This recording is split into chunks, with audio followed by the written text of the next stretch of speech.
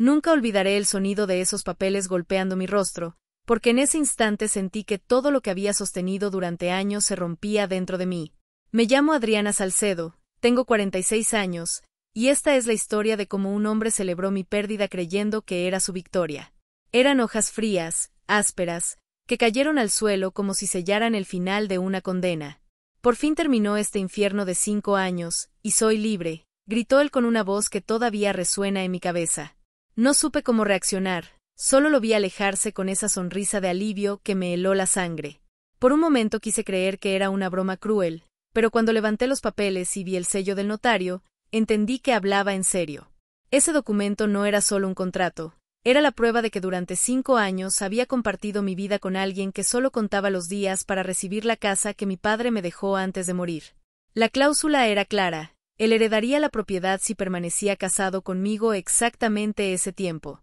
Yo, ingenua, lo tomé como un gesto simbólico, una forma de asegurar mi futuro. Él, en cambio, lo vio como un premio que debía esperar con paciencia. Durante años viví convencida de que compartíamos un hogar, no una trampa legal. Cada rincón de esta casa fue construido por mi padre con esfuerzo y esperanza, cada pared guarda su historia, su risa, sus manos manchadas de pintura. Nunca imaginé que alguien pudiera habitar este lugar sin sentir respeto por lo que significaba. Él solía decir que las casas tienen memoria, que recuerdan quién entra por amor y quién lo hace por interés, y esa tarde lo entendí de golpe. Cuando cerró la puerta detrás de él, el silencio fue tan pesado que creí que la casa también respiraba conmigo. La luz del atardecer entraba por las cortinas beige, y por un instante todo pareció detenerse. No había gritos ni lágrimas, solo el vacío que queda cuando se revela una verdad demasiado cruel. No sabía aún que esa misma noche el teléfono sonaría, y una voz me diría algo que cambiaría por completo el sentido de aquella despedida. Mi padre, incluso después de muerto, había dejado una última palabra, una instrucción oculta que ninguno de nosotros había notado. Antes de que todo se rompiera, hubo días buenos, o al menos eso creí. Días en los que su voz sonaba amable, en los que el amor parecía posible, en los que la soledad no pesaba tanto. Pero las apariencias se desvanecen con el tiempo, y yo estaba a punto de descubrir que lo que creí un matrimonio era solo un negocio cuidadosamente planeado. A veces pienso que todo comenzó mucho antes de esos papeles, en los días en que todavía creía que el amor podía sostenerlo todo. Recuerdo los primeros meses después de la muerte de mi padre, cuando la casa todavía olía a su perfume y yo trataba de llenar el vacío pintando las paredes, cambiando cortinas, regando las plantas que él cuidaba con devoción. Mi esposo me ayudaba entonces, o al menos eso parecía, llegaba con herramientas, hacía bromas para romper mi tristeza y prometía que nunca me faltaría nada. En ese tiempo yo veía en él un compañero, alguien dispuesto a proteger lo poco que me quedaba del pasado, y sin saberlo empecé a construir una vida entera sobre una ilusión. Cada mañana me levantaba temprano para preparar el desayuno, mientras él dormía un poco más. Decía que estaba agotado del trabajo, y yo no lo cuestionaba porque pensaba que todo sacrificio era compartido. Tomé empleos temporales, bordaba, cocinaba, incluso vendía postres para los vecinos, convencida de que todo esfuerzo valía la pena si servía para mantenernos unidos. No sabía que cada peso que ahorraba, cada detalle que reparaba en esta casa, lo hacía sentir más cerca de lo que en realidad quería, la herencia. Cuando hablaba de mi padre, sus palabras parecían sinceras. Decía que admiraba su historia, que le inspiraba respeto la manera en que había levantado esta casa desde cero, con trabajo de noche y domingo sin descanso. Yo le creí, porque en su voz había una dulzura que confundí con gratitud, pero era solo cálculo. En el fondo, cada elogio era una forma de acercarse un poco más a lo que no le pertenecía. Pasaron los años y la rutina se volvió una especie de anestesia. Ya no había risas en las comidas, ni planes para el futuro. Todo giraba en torno a los gastos, a los impuestos de la propiedad, a los arreglos que supuestamente nos asegurarían estabilidad. Yo me aferraba a la idea de que era normal, de que todo matrimonio atravesaba etapas difíciles, y por eso aguanté silencios, desplantes y ausencias. Había días en que no decía ni una palabra, y otros en que su voz sonaba con ese tono de superioridad que me hacía sentir pequeña, como si mi vida girara alrededor de sus decisiones. A veces me preguntaba cuándo fue que empecé a desaparecer. Tal vez fue cuando dejé de maquillarme, o cuando dejé de salir con mis amigas porque a él no le gustaba que hablara con nadie. Decía que la casa necesitaba orden, que debía cuidar su descanso, que no era momento de pensar en viajes ni visitas. Yo obedecía, como lo hace quien teme perder lo poco que considera suyo. Sin embargo, hubo momentos en los que todavía creía que el amor podía regresar. Cuando enfermó una vez, lo cuidé día y noche, preparé sopas, llamé al médico, recé junto a su cama pidiéndole a mi padre que me ayudara a mantenerlo con vida. Era mi manera de agradecerle por estar a mi lado cuando más lo necesitaba, sin saber que para él todo era una cuenta regresiva. A veces pienso que el sacrificio tiene un límite invisible que uno solo ve cuando ya está rota. En mi caso, lo crucé mucho antes de entenderlo. Detrás de cada gesto amable había una sombra de interés que preferí no mirar, y mientras yo trataba de mantener viva una familia que ya no existía, él acumulaba paciencia y documentos, esperando el momento exacto en que pudiera soltar la máscara sin culpa. Si algo aprendí de esos años es que la bondad, cuando no tiene límites, se convierte en la mejor herramienta para los que no conocen la vergüenza. Yo lo amaba, y él solo esperaba el día en que pudiera celebrar mi ingenuidad como un triunfo personal. Todo empezó a cambiar el día en que él decidió traer a su hermana a vivir con nosotros. Dijo que sería temporal, que solo necesitaba un lugar mientras encontraba trabajo en la ciudad, y yo, como siempre, acepté sin imaginar que esa decisión marcaría el principio del desprecio.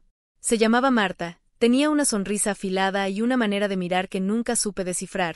Desde la primera semana tomó el control de la casa como si le perteneciera, opinaba sobre todo, criticaba mis comidas, reorganizaba los muebles y hasta corregía la forma en que hablaba con su hermano. Yo trataba de mantener la calma, porque no quería problemas. Pensaba que la familia era sagrada y que, si aguantaba un poco, pronto se marcharía. Pero su presencia se alargó como un invierno sin fin. Empezó a acompañarlo a las reuniones, a revisar los papeles de la propiedad, a hacer comentarios que me incomodaban. Adriana, mi hermano merece una mujer más moderna, no alguien que viva recordando al difunto. La primera vez que lo dijo, él se rió. Yo también fingí una sonrisa, aunque por dentro algo se quebró. Con el paso de los meses, ella se convirtió en su sombra. Lo asesoraba, lo aconsejaba, lo llenaba de desconfianza hacia mí. Me hacía sentir una invitada en mi propia casa. Decía que mi padre había sido demasiado generoso conmigo y que ese testamento era una injusticia, porque yo no sabría administrar un patrimonio así. Y lo más doloroso fue ver cómo él asentía en silencio, como si cada palabra de su hermana tuviera más valor que todas mis lágrimas. Empecé a notar pequeños cambios. Los desayunos juntos acabaron, las conversaciones se volvieron frías, y cada vez que hablábamos del futuro, él respondía que necesitaba ordenar las cosas primero. Cuando le servía la cena, se miraban con complicidad, como si compartieran un secreto que me dejaban fuera. Una noche los escuché hablando en voz baja en la sala, mencionaban el nombre del notario, fechas, documentos. Entré despacio y ambos callaron de inmediato.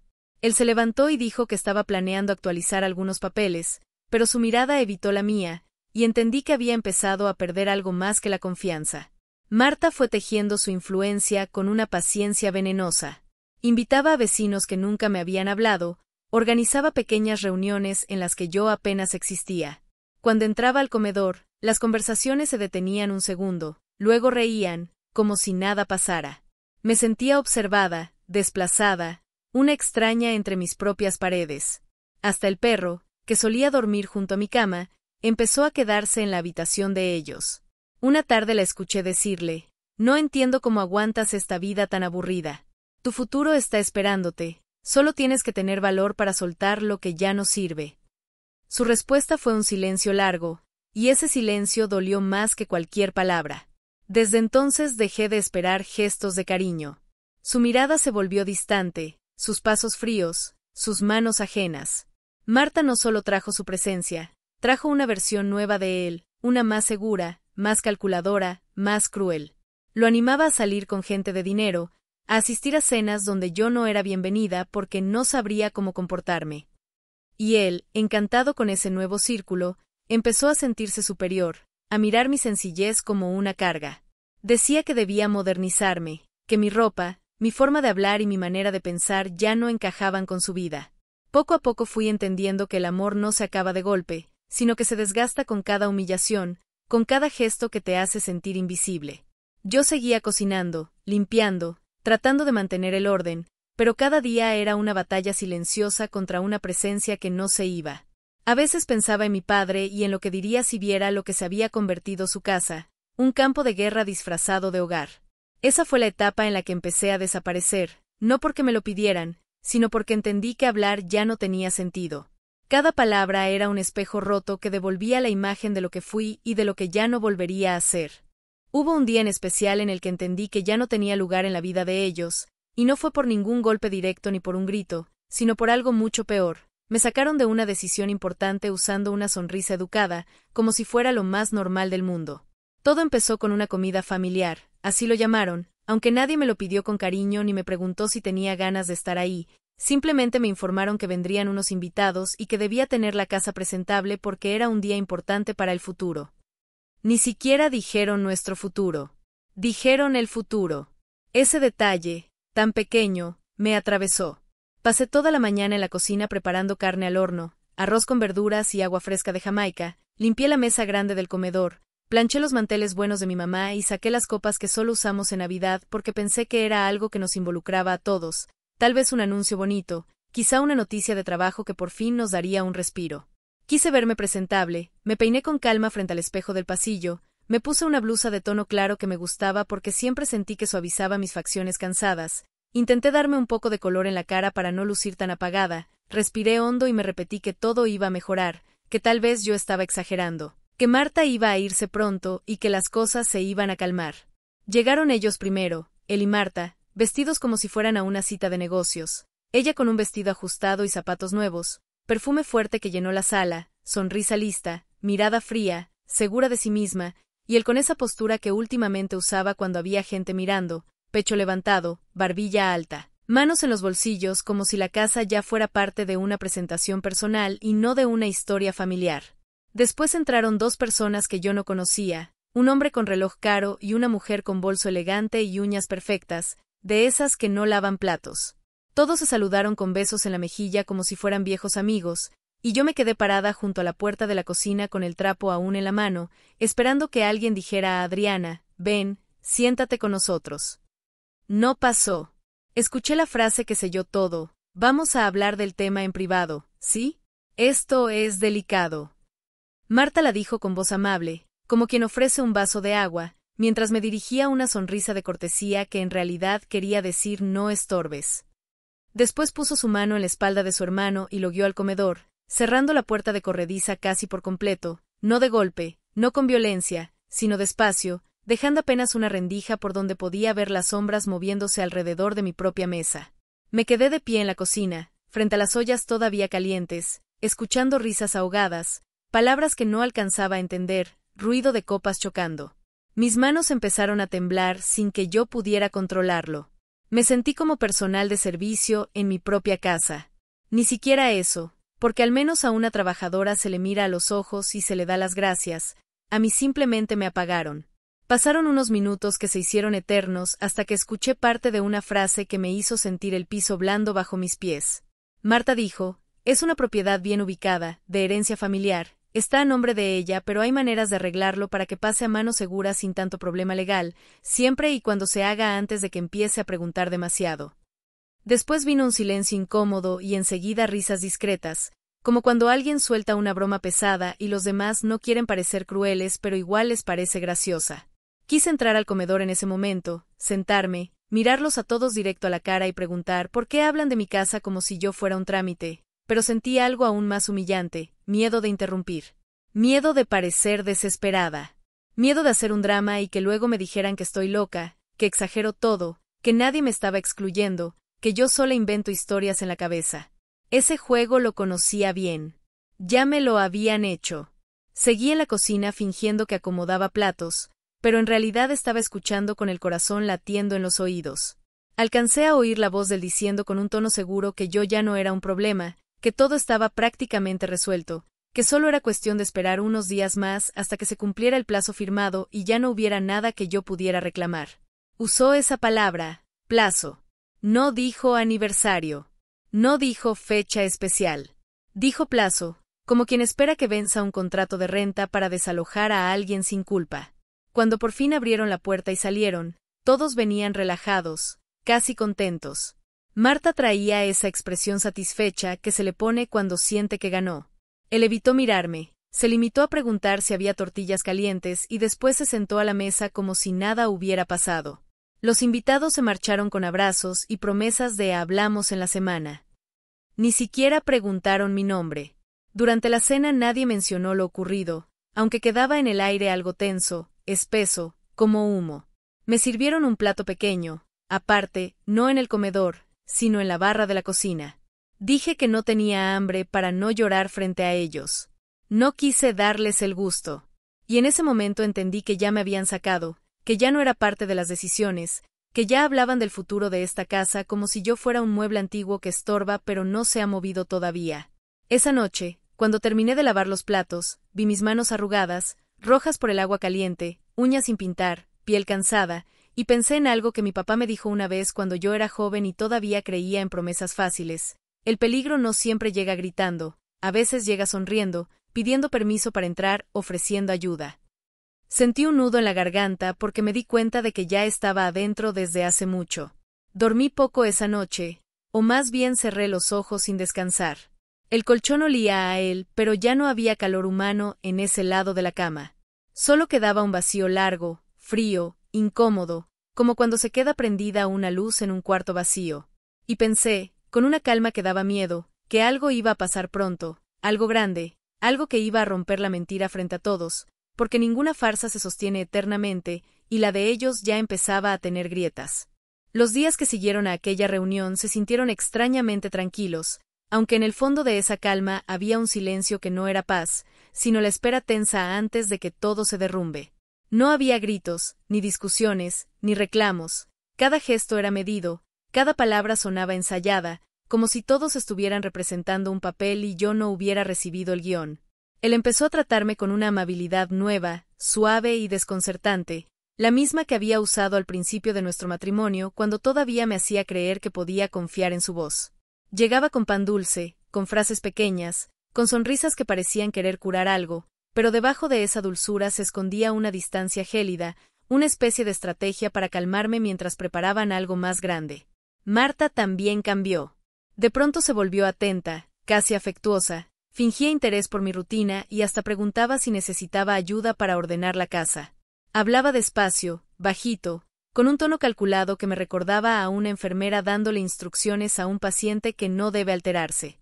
Decía que todo iba a resolverse, que no había que hacer escándalo, como si el problema no fuera la traición, sino el ruido que provoca nombrarla. En esos días, la casa parecía en pausa, suspendida entre la calma y el presentimiento, como si las paredes respiraran con cuidado para no despertar algo que dormía en el aire. Una tarde escuché a Marta en la cocina hablando por teléfono. Su voz era baja, cortante, nerviosa. Dijo, «Todavía no, espera, ya casi», y cuando se dio cuenta de que yo estaba cerca, cambió de tema con una sonrisa tan falsa que me dio escalofríos. En ese instante pronunció una frase que más tarde entendería como el aviso de todo. «¿Ya le dijiste?» Lo dijo sin mirar a nadie, pero justo entonces él entró, se detuvo un segundo y fingió no haber oído. Murmuró que necesitaba salir a hacer una llamada y desapareció. Desde ese día supe que se acercaba algo, aunque todavía no sabía qué. El viernes llegó la invitación que sellaría el destino de todo. Dijo que el domingo habría una comida especial, muy importante, y que debía asistir porque yo también era parte. Esa frase, dicha con un tono tan neutral, me dejó helada. No era cariño lo que había en su voz, era conveniencia. Me pidió que usara un vestido claro, uno que casi nunca me pongo porque me hace sentir expuesta, dijo que me veía más presentable. También me pidió ciertos papeles, solo por si acaso, los del testamento de mi padre, con la excusa de mostrarlos a unos conocidos. Pregunté por qué, pero cambió de tema antes de responder. El domingo amaneció con un sol tibio y una luz dorada que atravesaba las cortinas, la clase de luz que solía anunciar días buenos, aunque esa vez todo tenía un brillo distinto, más frío, más ordenado de lo normal. La casa estaba impecable, sin un solo rastro de vida cotidiana, cada objeto parecía colocado para una fotografía. Entré al comedor y sentí que algo no encajaba, que todo estaba demasiado perfecto, como si esa armonía fuera una escenografía. Llegaron los invitados con puntualidad. Reconocí al hombre del reloj caro y a la mujer de sonrisa impecable. Traían carpetas en la mano, no flores ni vino, solo documentos. Marta los recibió con la seguridad de una dueña y los condujo a la mesa principal. Yo observaba desde la puerta del pasillo, tratando de entender qué celebraban. Hablaron de nuestro proyecto, usaban ese pronombre con ligereza, como si la historia de mi familia les perteneciera. Mencionaban cifras, planos, escrituras. Cada palabra me iba apagando un poco más. En un momento escuché a uno de ellos decir, sería ideal firmar hoy mismo, así todo queda arreglado. La frase cayó como un martillo sobre mi pecho. Nadie me había dicho que habría algo que firmar, nadie me explicó qué documento esperaban de mí. Pregunté con calma qué era lo que necesitaban, pero el silencio que siguió fue más revelador que cualquier respuesta. Ninguno se atrevió a mirarme. Fue Marta quien rompió la tensión con su voz amable, casi dulce, diciendo que no era nada grave, solo trámites de propiedad para simplificar las cosas, que todo me convenía, que así te quitas cargas, tú ya estás cansada. Sentí que cada palabra era una burla disfrazada de cuidado. Entonces ocurrió algo que cambió el aire de la sala. Sonó el teléfono fijo, ese tono antiguo que parecía venir del pasado. Todos se quedaron quietos. Él miró el aparato con fastidio, pero yo tuve una sensación distinta, como si algo muy viejo y verdadero fuera a hablar por fin. Contesté sin pensarlo. Del otro lado, una voz firme y pausada dijo, «Señora Salcedo, habla la notaría del licenciado Herrera. Necesito confirmar algo sobre la propiedad de su padre, y es importante que escuche esto delante de testigos». En ese instante todo se detuvo. Los invitados se miraron entre sí, Marta palideció y mi esposo intentó acercarse al teléfono, pero ya era tarde. El notario siguió hablando y cada palabra suya comenzó a deshacer la mentira que habían tejido durante años. Por primera vez, en mucho tiempo, supe que no estaba sola. Aquella calma, que parecía paz, era solo el último respiro antes del estruendo. Lo que venía después no se podía esconder con sonrisas ni con contratos. Lo que venía iba a desnudar a todos, incluso a mí.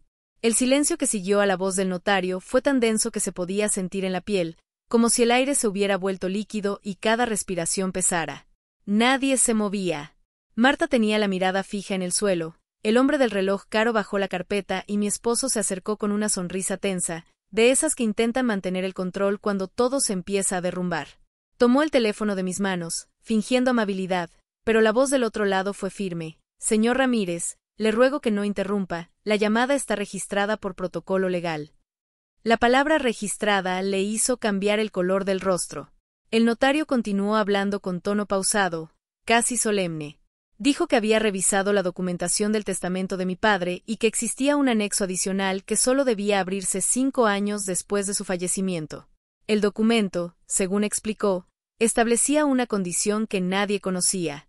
En caso de que mi esposo intentara reclamar la propiedad sin mi consentimiento, la herencia quedaría anulada de inmediato y el inmueble pasaría a un fondo de becas creado por mi padre en nombre de mi madre.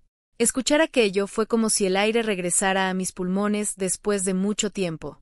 El notario pidió confirmar si estaba en presencia de testigos y yo respondí que sí, que todos los que estaban ahí escuchaban.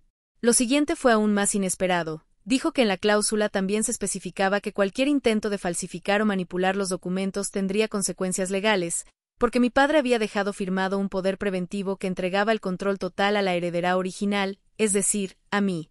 Lo pronunció despacio, como si no hubiera otra forma de decirlo. La señora Adriana Salcedo es la única propietaria legítima. Durante unos segundos nadie dijo nada. Se oía el reloj del comedor marcando el paso del tiempo, y ese sonido, tan normal, se volvió gigantesco en medio de aquel silencio. Él intentó decir algo, una excusa, un malentendido, pero la voz se quebró antes de salir. El rostro de Marta perdió el color y su seguridad se desmoronó.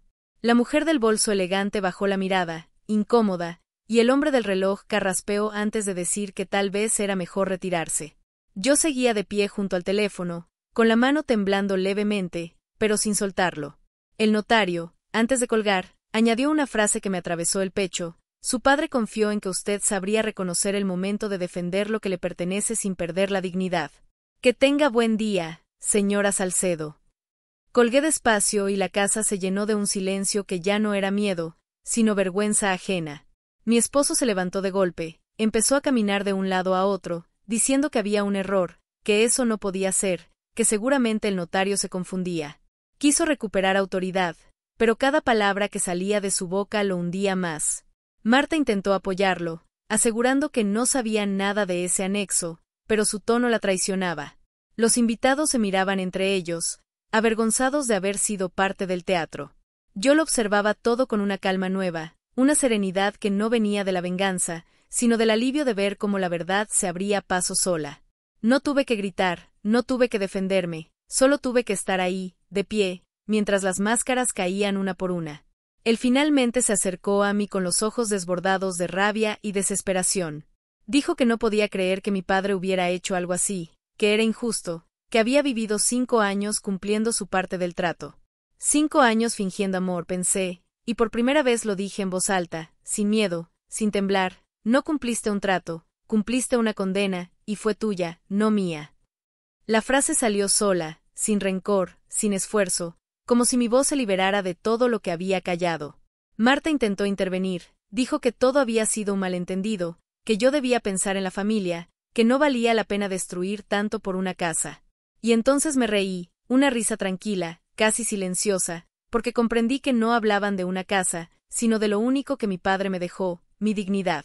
Esto no se trata de ladrillos ni de escrituras, respondí, se trata de respeto, y eso se perdió hace mucho tiempo. Él levantó la voz, quiso culparme, decir que yo había provocado todo, que mi padre me había llenado de desconfianza, que por eso nuestro matrimonio se volvió insoportable. Lo escuché en silencio, porque sabía que cada palabra era un intento desesperado de sostener una mentira que ya no tenía dónde apoyarse. Cuando terminó, caminé hacia el comedor, tomé el documento del notario que aún estaba en el altavoz y lo coloqué sobre la mesa. Dije sin mirar a nadie, ahí tienen la verdad que tanto temían. Nadie me la contó, estaba escrita desde el principio. Luego me di la vuelta y fui hasta la ventana. Afuera, la tarde empezaba a caer y la luz dorada entraba de nuevo por las cortinas beige, la misma luz que había visto al comienzo de ese día, solo que ahora ya no me dolía. Los invitados se fueron en silencio, sin despedirse. Marta recogió sus cosas y salió sin mirarme. Él se quedó quieto, sin saber qué hacer, con la mirada perdida entre los papeles que ya no le servían. Yo no le pedí que se fuera, no hizo falta. Comprendió que esa casa, la que había convertido en su cárcel voluntaria, ya no lo quería dentro. Cuando por fin escuché el portazo, no sentí ira ni venganza, solo un vacío limpio, un descanso que había esperado durante años.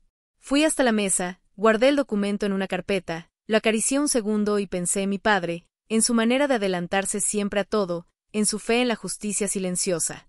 Esa noche, por primera vez en mucho tiempo, dormí sin miedo. La casa estaba en silencio, pero no era el silencio del abandono, sino el de la paz. Y mientras el viento movía las cortinas, entendí que la humillación no había sido mía, sino de quienes creyeron que podían comprar la lealtad de un corazón. Al día siguiente, la noticia corrió más rápido de lo que cualquiera hubiera imaginado. No sé si fueron los vecinos, los invitados o alguien del mismo despacho del notario, pero antes del mediodía ya todos sabían que mi esposo había intentado quedarse con la casa que mi padre me dejó. El pueblo, que siempre había sido discreto, empezó a murmurar en voz baja frente a la panadería, en la tienda, en la plaza.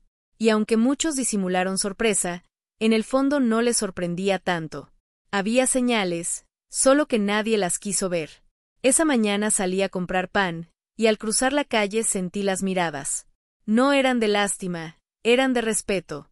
Nadie se atrevió a hablarme directamente, pero una mujer mayor, vecina de toda la vida, se acercó y me dijo con ternura, su padre estaría orgulloso. No cualquiera soporta tanto sin perderse por dentro. No supe qué responder. Solo asentí y seguí caminando con la bolsa de pan apretada contra el pecho, intentando contener un llanto que ya no era de tristeza, sino de alivio. Mientras tanto, él empezó a vivir su propia caída. Los mismos que lo rodeaban por interés le dieron la espalda. Aquellos socios que lo felicitaban por sus buenas decisiones fingieron no conocerlo. Nadie quería estar cerca de un hombre acusado de falsificar documentos para apropiarse de una herencia familiar. Lo despidieron del trabajo con una llamada fría, sin explicaciones. Días después supe que el banco había congelado su cuenta por una investigación legal derivada de la denuncia que el notario presentó de oficio. Yo no pedí nada, fue la vida, la misma que él quiso manipular, devolviendo cada acción en su justo peso. Marta, por su parte, desapareció casi de inmediato. Dijo que viajaría a casa de una amiga hasta que se calmen las cosas, pero nunca regresó. Algunos la vieron unos meses después trabajando en una tienda del centro, sin la arrogancia que la caracterizaba. No le guardé rencor. Entendí que hay personas que solo saben vivir a través de los demás, y cuando se quedan sin alguien a quien usar, se marchitan. El notario me llamó esa misma semana para confirmar que todo estaba en orden. Me explicó que mi padre había dejado un fondo con su nombre, creado años antes, con la intención de becar a jóvenes del barrio que quisieran estudiar ingeniería, la misma carrera que él nunca pudo terminar por falta de recursos. También me dijo que en el sobresellado que acompañaba el anexo había una carta escrita a mano, dirigida a mí. Tardé varios días en reunir el valor para leerla. Una tarde me senté en el comedor, abrí el sobre con cuidado y encontré su letra firme, un poco temblorosa, pero clara. Decía: si estás leyendo esto, hija, significa que llegó el día en que el amor se confundió con el deber, y el deber con la costumbre. No olvides que lo que se da desde el corazón no se pierde, pero lo que se entrega por miedo termina cobrando caro. Esta casa es tuya mientras la habites con dignidad, pero si alguna vez alguien intenta usarla para humillarte, déjala ir sin culpa, porque tu verdadero hogar está en ti. Que no te tiemble la voz cuando llegue el momento de defenderte. Leí esa carta muchas veces hasta memorizar cada palabra. Entendí que mi padre nunca desconfió de mí, sino del silencio que suele acompañar al abuso. Él sabía que yo era capaz de resistir, pero también sabía que el amor, cuando se convierte en resignación, puede ser una jaula invisible. Y dejó escrita la llave para abrirla.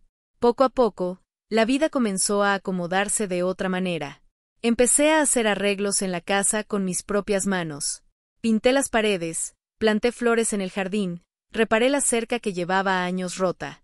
No era solo restaurar lo físico, era recuperar mi espacio, mi ritmo, mi voz. Algunas tardes me sentaba en la terraza con un café y escuchaba los sonidos del vecindario, el pregón del vendedor de elotes, los niños jugando, las campanas de la iglesia marcando la hora. Eran los mismos ruidos de siempre, pero esta vez sonaban diferentes, porque ya no dolían. Una tarde, mientras guardaba papeles, encontré la alianza de matrimonio que él había dejado en el cajón de la cómoda. La observé unos segundos, girando entre los dedos, hasta que decidí guardarla en una caja junto con el contrato roto, no como recuerdo, sino como testimonio. No lo guardé por él, lo guardé por mí, para no olvidar hasta dónde puede llegar alguien cuando el amor se vuelve un negocio. Con el paso de las semanas, empezaron a llegar jóvenes al despacho del notario preguntando por las becas del fondo de mi padre. Cada historia era distinta, pero todas tenían el mismo brillo en los ojos, ese que él tenía cuando hablaba de su sueño de estudiar. Y en ese momento comprendí que la justicia de mi padre no había sido solo para mí, sino para todos los que alguna vez creyeron que la vida no les daría segundas oportunidades. No necesité más. No hubo castigo público, ni juicios largos, ni titulares en los periódicos. Solo la verdad, limpia, silenciosa, suficiente.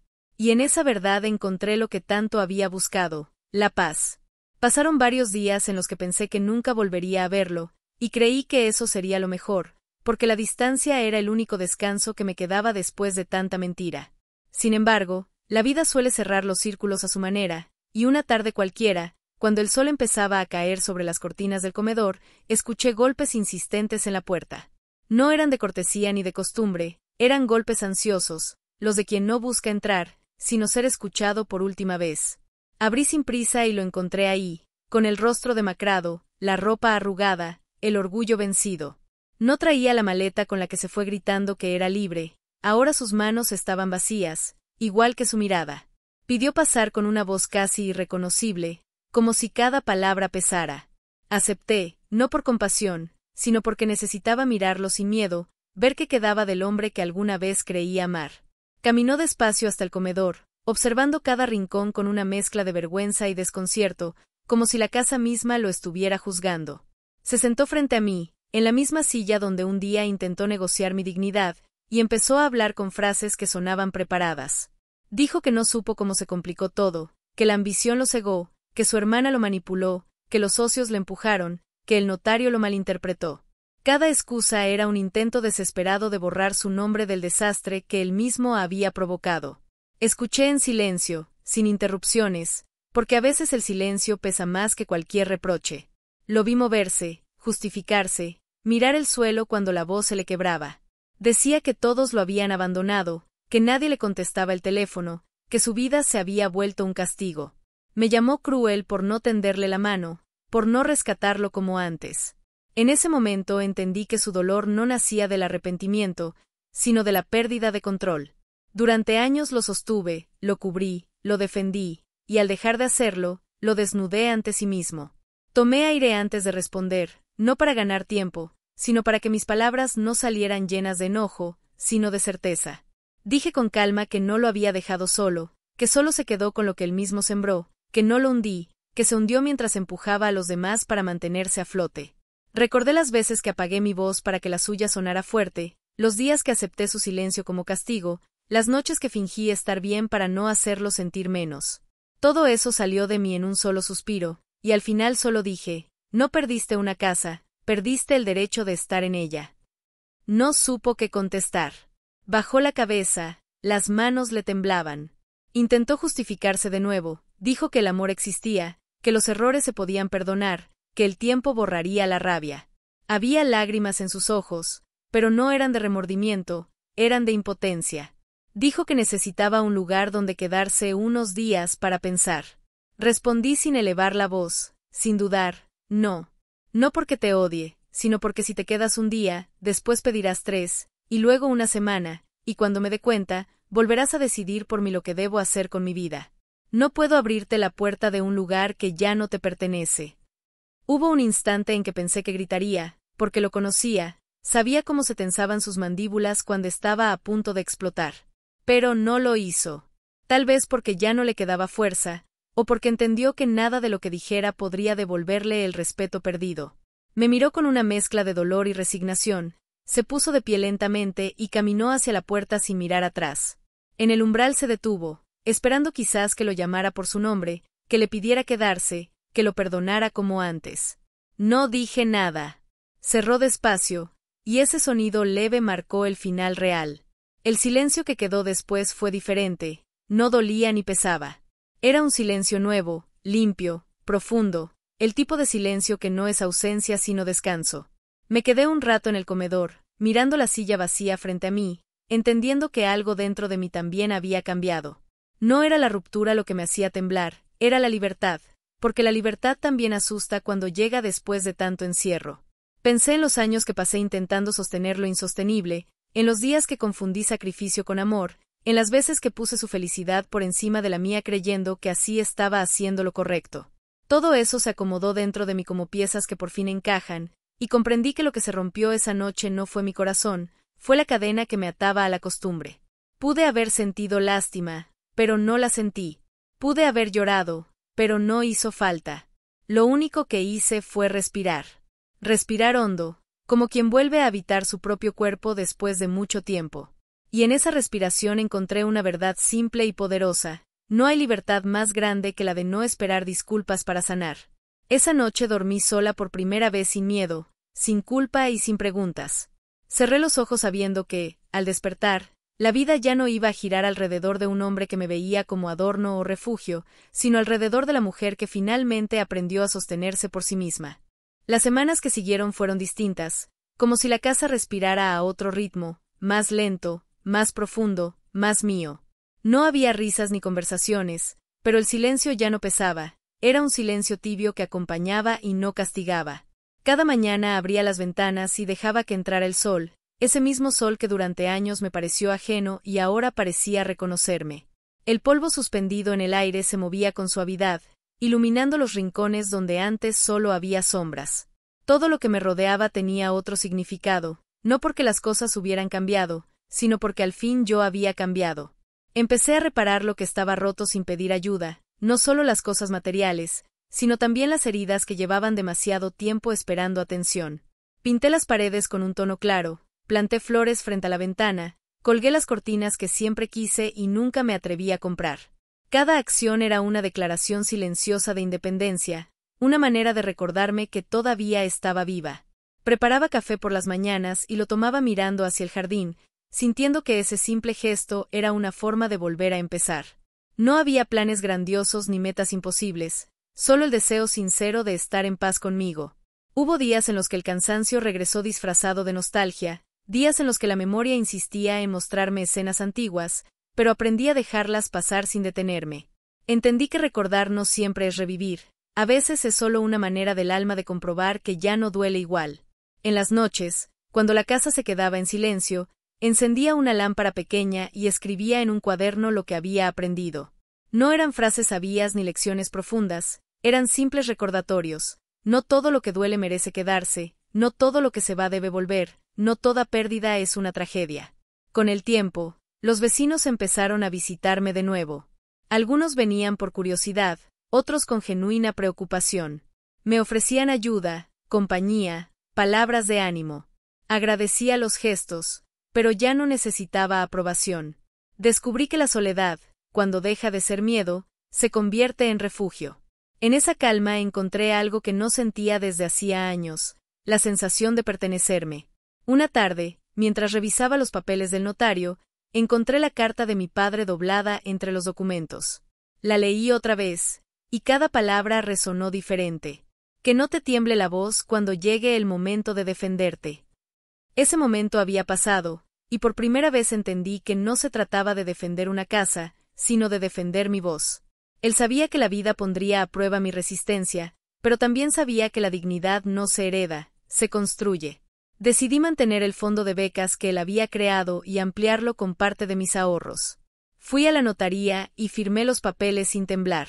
El licenciado me dijo que con ese dinero podrían estudiar al menos 10 jóvenes más.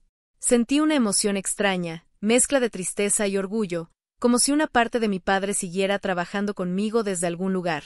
Salí a la calle con el viento moviendo mi cabello y pensé que quizá la justicia más profunda no es castigar al que te dañó, sino usar el dolor para hacer algo bueno. A veces camino por el barrio y paso frente al taller donde mi padre solía trabajar.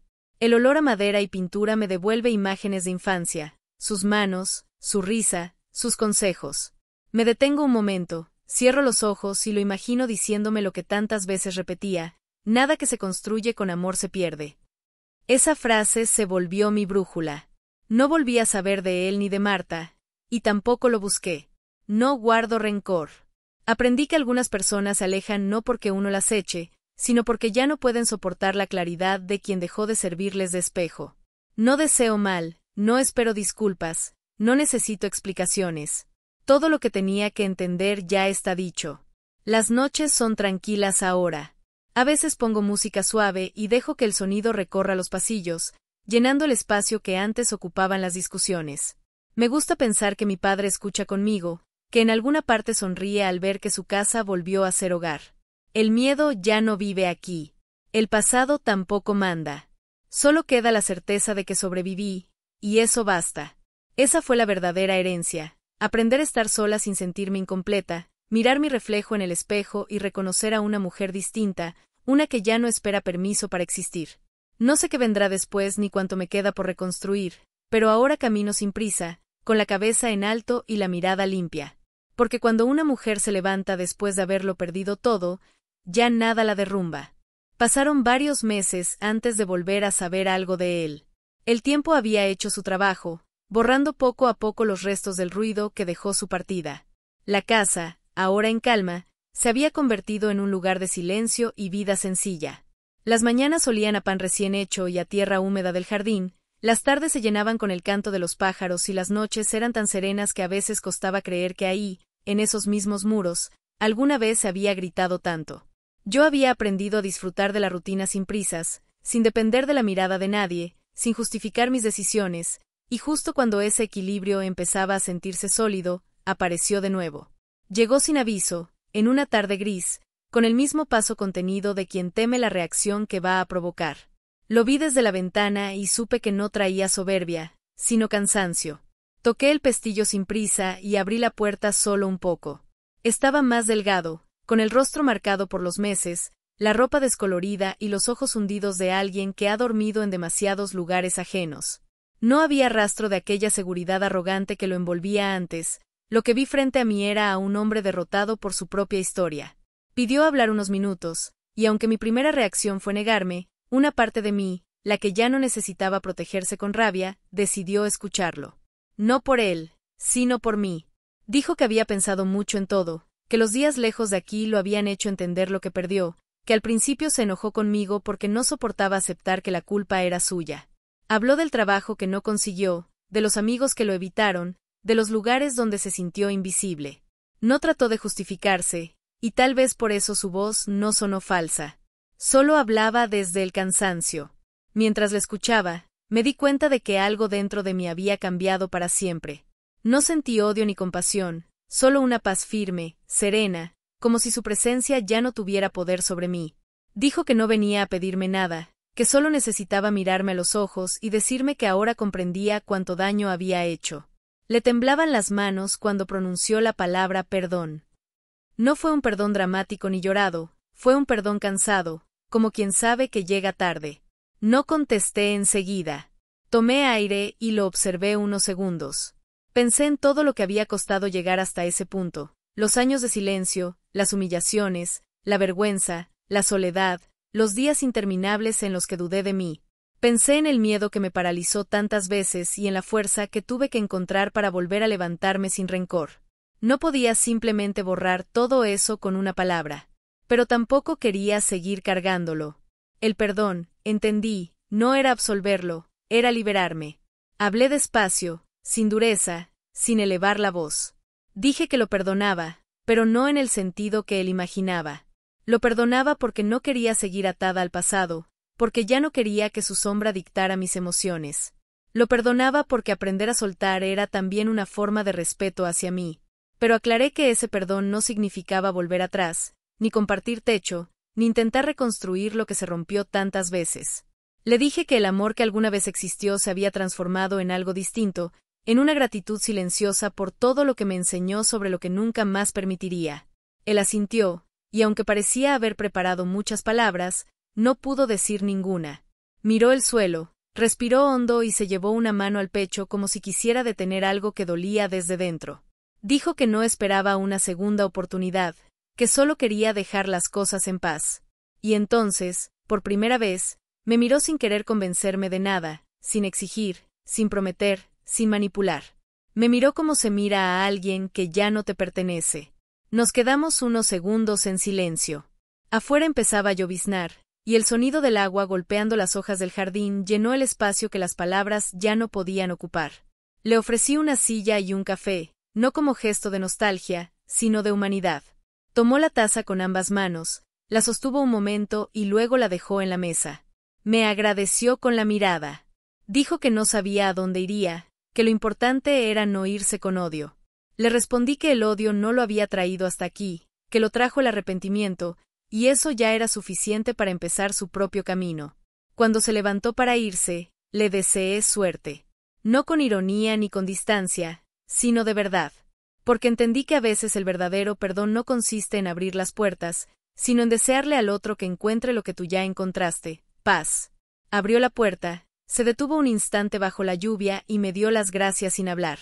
El agua empezó a empaparlo, pero no se apresuró, caminó despacio hasta desaparecer en la esquina, y mientras lo veía alejarse, sentí que algo muy grande terminaba de soltarse dentro de mí. La casa volvió a quedarse quieta. Cerré la puerta, me quedé unos segundos mirando el reflejo de la lluvia en el piso y pensé en lo extraño que es el destino. A veces destruye todo solo para obligarte a reconstruirte con tus propias manos. Ya no había rabia, ni miedo, ni vacío. Solo una calma profunda, casi sagrada, esa que llega cuando uno entiende que la justicia no siempre se impone gritando, sino viviendo en paz con lo que ya no se puede cambiar. Esa noche encendí una vela en el retrato de mi padre y me quedé mirando la llama temblar. Le agradecí en silencio por haberme dejado no solo una casa, sino un camino para recuperar mi voz. Y mientras la cera se derretía despacio, comprendí que el perdón no se pide, se demuestra, y que los límites son la forma más digna de decir adiós. Dicen que la vida no se apresura, que el tiempo siempre encuentra su manera de cobrar lo que se le debe. Yo nunca busqué venganza, pero con los meses descubrí que la justicia llega cuando uno ya dejó de esperarla. No llega con ruido ni con castigos espectaculares, llega en silencio, en la forma más sencilla posible, dejando que cada quien cargue con lo que hizo. Una mañana, mientras regaba las flores del jardín, un vecino se acercó para contarme que él había regresado al pueblo. No vivía en una casa, sino en una pequeña habitación rentada cerca del taller donde trabajaba de ayudante. Supe que pasaba los días arreglando motores viejos y que por las noches se sentaba frente a la tienda del mercado a fumar, solo, mirando la calle sin hablar con nadie. Al principio me dolió imaginarlo así, pero luego entendí que esa era la lección que la vida le había reservado, vivir con lo que construyó, ni más ni menos. De Marta supe poco. Alguien comentó que se fue del estado buscando trabajo y que no volvió a usar el apellido de la familia. Lo poco que dejó atrás fueron deudas y algunos recuerdos amargos entre los vecinos. Nunca me alegré de eso, pero dentro de mí hubo un tipo de alivio, el que llega cuando sabes que ya no hay nadie manipulando tus días. La justicia, pensé, a veces no castiga, simplemente borra. El tiempo siguió su curso y la casa se llenó de vida nueva. Los jóvenes becarios comenzaron a visitarme los fines de semana para agradecer las oportunidades del fondo que lleva el nombre de mi padre. Venían con sonrisas tímidas, con sueños grandes, con cuadernos llenos de dibujos, fórmulas o proyectos. Los escuchaba hablar con ese entusiasmo que solo tiene la juventud y sentía que cada uno de ellos era una forma en la que mi padre seguía presente. Me pedían consejos y yo siempre decía lo mismo: estudien, trabajen, pero nunca vendan su paz. Lo perdido se recupera, la paz no. Hubo tardes en que me sentaba en el jardín con una taza de té, viendo cómo el sol bajaba detrás de los árboles. Los pájaros volaban en círculos y el aire traía el olor de las bugambilias. En esos momentos pensaba en todo lo que había vivido y me sorprendía lo mucho que podía doler el amor cuando se confunde con miedo.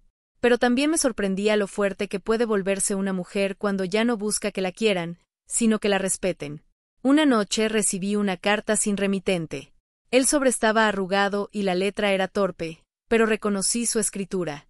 Decía que se había inscrito en un curso nocturno de mecánica avanzada, que estaba tratando de empezar de nuevo, que tal vez no merecía ser perdonado, pero que deseaba que yo siguiera en paz. No respondí. No porque guardara resentimiento, sino porque no había nada más que decir. Algunos finales se cierran con palabras, otros con silencio, y este pertenecía a los segundos. La justicia verdadera no me devolvió nada material, pero me regresó a mí misma. Eso fue suficiente. No tuve que verlo humillado, no tuve que desearle mal. Bastó con seguir viviendo, con levantarme cada mañana y decidir que el pasado ya no tenía poder sobre mis pasos. La vida lo puso frente a su propio reflejo y lo dejó ahí, obligado a verse sin el disfraz de las excusas. A veces, cuando cae la noche y el viento golpea suave las ventanas, siento que mi padre sigue aquí, cuidando todo lo que defendí. La casa huele a madera recién pulida y las paredes, por fin, guardan risas en lugar de silencios. Las sombras que antes asustaban ahora parecen moverse al compás de la luz de las velas. Todo volvió a su lugar sin que yo tuviera que empujar nada. Entendí que la justicia más poética no es aquella que castiga, sino la que ordena. Que lo que se roba con mentiras se pierde con el tiempo y que lo que se protege con amor permanece, aunque pasen los años. No hay venganza más profunda que la paz de quien ya no necesita explicarse. Cuando camino por el patio al atardecer y veo las flores que sembré crecer con fuerza, sé que la casa volvió a ser lo que siempre fue, un refugio, no una batalla. Cada ladrillo parece contar su historia, cada rincón respira gratitud. Y mientras el cielo se pinta de naranja, pienso que tal vez la vida no busca equilibrar las cuentas de inmediato, solo espera a que uno aprenda a dejar ir. Hoy duermo con la certeza de que lo que fue mío por justicia nunca más podrá ser tocado por el engaño. No necesito testigos, ni aplausos, ni disculpas. La vida ya hizo su trabajo. Y cuando cierro los ojos, me gusta imaginar a mi padre sonriendo, no por lo que recuperé, sino por la mujer en la que me convertí al hacerlo. Han pasado 2 años desde aquel día en que la verdad se reveló frente a todos. El tiempo, que antes me parecía enemigo, se volvió mi mejor aliado. Cada amanecer llegó sin miedo, cada noche trajo descanso, y con los meses descubrí que la vida, incluso después del dolor más profundo, siempre encuentra una manera de florecer. La casa, aquella que alguna vez fue escenario de mentiras y humillaciones, ahora respira paz. Sus paredes ya no escuchan gritos ni reproches, solo música, risas, pasos tranquilos. No hubo milagro, hubo constancia. No hubo rescate, hubo decisión. Aprendí a vivir con ligereza, a soltar lo que no se puede reparar y a agradecer lo que sí se puede empezar de nuevo. Dejé de mirar hacia atrás y comencé a construir hacia adentro. Entendí que no hay pérdida cuando uno se encuentra a sí mismo. El amor, cuando es verdadero, no necesita rogar espacio. El respeto, cuando es real, no se mendiga.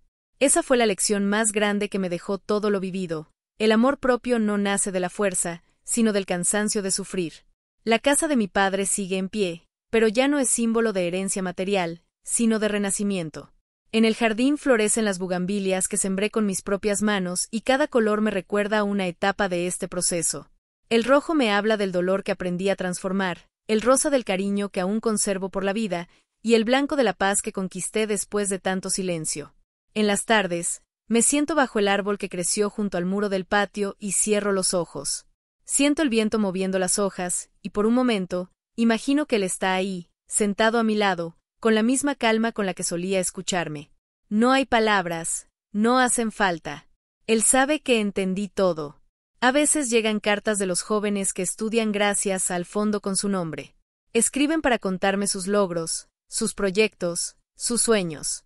Me emociono cada vez que leo una nueva historia, porque sé que ese fue el verdadero propósito de todo, transformar el dolor en algo que valiera la pena. A través de ellos, la memoria de mi padre sigue viva, y eso me recuerda que nada que se construya desde el amor se pierde, solo cambia de forma. La gente del pueblo todavía me saluda con respeto. Algunos me llaman la señora de la casa del maestro Salcedo, y sonrío porque me gusta pensar que él, desde donde esté, sonríe también. No me convertí en heroína ni en víctima, me convertí en una mujer que supo cuándo detenerse, cuándo callar y cuándo hablar. Ya no necesito demostrar nada. Lo que soy se nota en la forma en que camino, en la manera en que respiro, en la paz que me acompaña. Hubo una tarde en que la lluvia cayó con fuerza, como aquella vez en que todo empezó a desmoronarse. Salí al jardín y dejé que el agua empapara mi ropa y mi cabello. No busqué refugio, no cerré las ventanas. Caminé despacio entre las plantas, dejando que cada gota me limpiara el recuerdo de lo que fui. Pensé en todas las mujeres que, como yo, un día se sintieron pequeñas, invisibles, o culpables por amar demasiado.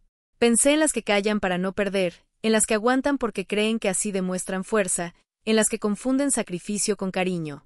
Y entonces supe que mi historia no era solo mía, que pertenecía a todas las que alguna vez entregaron más de lo que debían y se quedaron vacías. A ellas les diría algo simple: no busquen venganza, busquen paz. La venganza grita, pero la paz convence. No intenten que los demás entiendan lo que ustedes sienten, basta con entenderlo ustedes mismas. No mendiguen presencia, no se queden donde no las miran con ternura. No tengan miedo de quedarse solas, porque la soledad no es castigo, es recuperación. No se olviden de sí mismas intentando ser el refugio de alguien que no lo merece. Nadie vale la pena si para estar a su lado tienes que perderte. El perdón no se da por debilidad, sino por sabiduría. Aprender a soltar es una forma de amor, pero amor hacia una misma. Y si alguna vez la vida las pone en la misma encrucijada que a mí, recuerden algo: la dignidad no se negocia. Cuando la justicia tarda, confíen en el tiempo no falla, solo espera el momento exacto para poner a cada quien en su sitio. Cada noche, antes de dormir, miro el retrato de mi padre y le agradezco por haberme enseñado, incluso desde la distancia, que la verdad no siempre necesita testigos, porque cuando llega, nadie puede callarla. Él sigue presente en cada rincón de esta casa, no como un recuerdo triste, sino como un guardián invisible de mi nueva vida. Hoy puedo decir, sin temblar la voz, que lo perdoné y que me perdoné. Perdono por lo que esperé, por lo que callé, por lo que di sin recibir. Me perdono por no haber sabido oírme antes. Y me abrazo, desde dentro, por haber tenido el valor de quedarme para reconstruirme. Ya no vivo con rabia, sino con gratitud. Ya no temo el silencio, porque aprendí que dentro de él siempre hay respuestas. La historia terminó el día en que dejé de mirar hacia atrás, y comenzó otra, más silenciosa pero también más luminosa. Si algún día alguien me pregunta cómo logré seguir, diré que no fue por fuerza ni por suerte. Fue por fe. Fe en que el dolor también enseña, fe en que el tiempo sana, fe en que ninguna herida dura para siempre cuando uno decide vivir con verdad. Y si tú, mujer que me escuchas, te reconoces en mis palabras, recuerda esto: la dignidad no se grita, se demuestra. La justicia no siempre llega cuando quieres, pero siempre llega cuando aprendes a no esperarla con odio. No busques que te devuelvan lo que perdiste, agradece lo que te devolvió la vida cuando creíste que todo estaba perdido, tu voz. Suscríbete, comparte si esta historia tocó tu corazón, y nunca olvides que la libertad empieza cuando eliges tu propia paz.